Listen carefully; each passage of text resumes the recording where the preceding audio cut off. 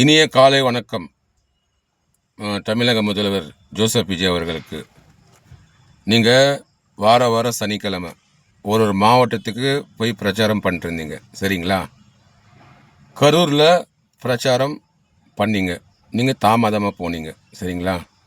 அங்கே உங்களை பார்க்குறதுக்கு உங்கள் ரசிகர்கள், பொதுமக்கள் எல்லாருமே சினிமாவில் தான் பார்த்துருக்கோம் விஜய் சாரை, நேரில் பார்க்கலாமே அப்படின்னு நிறைய பேர் ரசிகர்கள் வந்திருக்கலாம், பப்ளிக் எல்லாமே வந்திருக்காங்க, சரிங்களா? நீங்கள் தாமதமாக ஆறு அவர் கழித்து தான் நீங்கள் வந்தீங்க. அந்த இதில் 41 பேர் இறந்துட்டாங்க, சரிங்களா? உங்கள் ரசிகர்களாக இருக்கலாம், பொதுமக்களாக இருக்கலாம். என்ன நடந்தது அப்போது எனக்கு ஒன்றுமே புரியல, சரிங்களா? அப்போது டிஎம்கே ஆட்சி. இதுக்கு காரணம் யார்? டிஎம்கேவா இல்லை வேறு இதோட பின்னால் யாராவது இருக்காங்களா இந்த 41 பேருக்கு சாவுக்கு? சொல்லுங்க பார்க்கலாம். சொல்லுங்க சார். உங்கள் ரசிகர்கள் தான் அங்கேருந்து பிரச்சனை, அங்கே 41 பேர் இருந்துட்டாங்க. நீங்கள் எஸ்கேப் ஆகிட்டீங்க. ஆதவ அர்ஜுன் எஸ்கேப் ஆகிட்டார். புஷ் ஆனந்த் மட்டும் பாவம் தனியாக அனாதையாக நின்றுட்டு இருந்தார். யாருக்குமே அவர் கண்டுக்கல, சரிங்களா? எனக்கு இது இப்போது நீங்கள் தான் முதலமைச்சர். முட்டாள் ஜனங்க உங்களுக்கு ஓட்டு போட்டு முதலமைச்சர் ஆக்கியிருக்காங்க. 41 ஒரு பேர் இறந்துருக்காங்க. இதுக்கு எனக்கு பதில் வேணும். பதில் சொல்லுங்கள், சரிங்களா? விசாரணை கமிஷன் வையுங்க சார். நீங்கள் தான் சிஎம், ஓகேவா? நீங்கள் தான் சிஎம். இது எனக்கு வேணும். 8 கோடி மக்களை நான் கேட்குறேன் சார். நான் கட்சியில் நான் கேட்க கிடையாது, பப்ளிக்காக, சரிங்களா? நான் கேட்குறேன். இது நீங்கள் பதில் சொல்லுங்கள். இதே அந்த ஸ்பாட்டில் அன்றைக்கி அந்த மாதிரி மீட்டிங் சம்பவத்தில் ஒரு மோடியோ இல்லை ஒரு ஜெயலலிதா அம்மா அவர்களோ இல்லை கேப்டன் விஜயகாந்தோ இல்லை அண்ணாமலை அவர்களோ இருந்திருந்தால் அந்த இடத்துலவே ஸ்பாட்லவே எங்கேயுமே போயிருக்க மாட்டாங்க. அந்த பிரச்சனையை அங்கேயே சால்வ் பண்ணியிருப்பாங்க. ஆனால் நீங்கள் ஓடி போயிட்டீங்க. ஒரு மாதம் ஆளே இல்லை சார். எங்கே போனீங்கன்னு தெரியல சார்.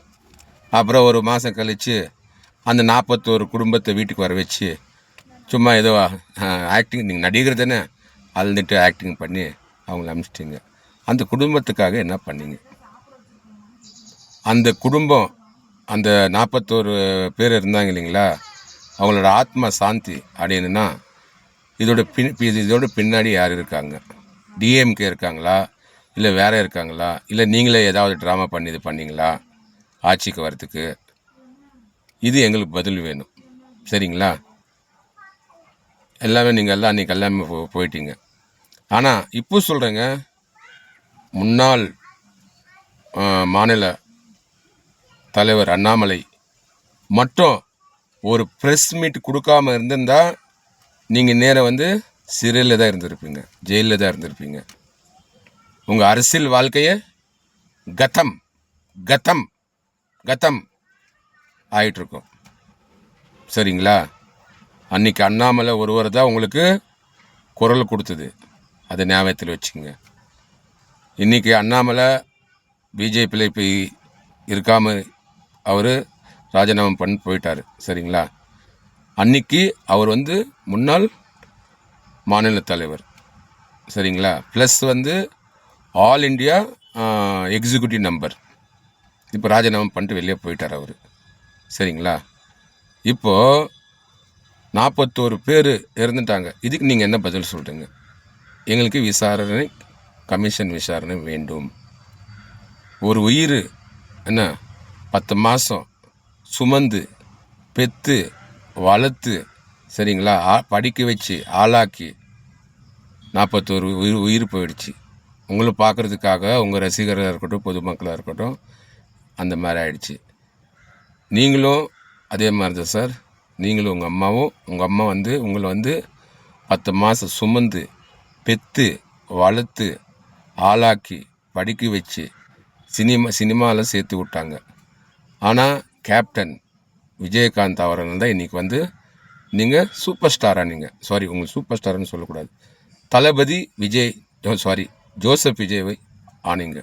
சினிமாவில் தளபதி விஜய், இப்போ நீங்கள் ஜோசப் விஜய் ஆகிட்டீங்க. சரிங்களா?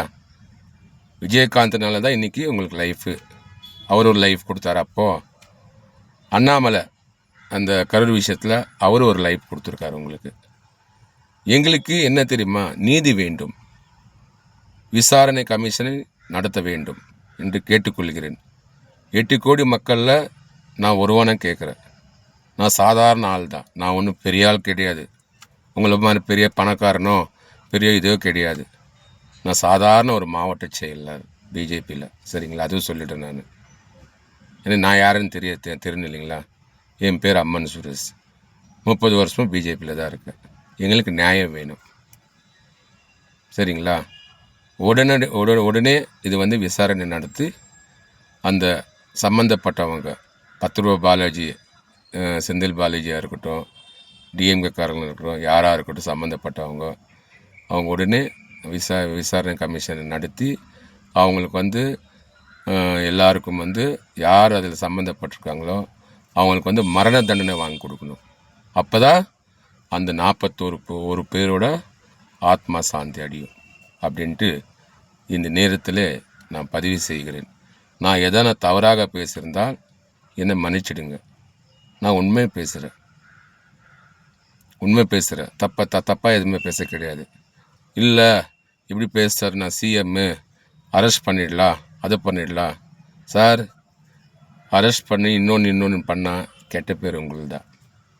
8 கோடி மக்கள் ஓட்டு போட்டு உங்களுக்கு தேர்ந்தெடுத்திருக்காங்க. சரிங்களா?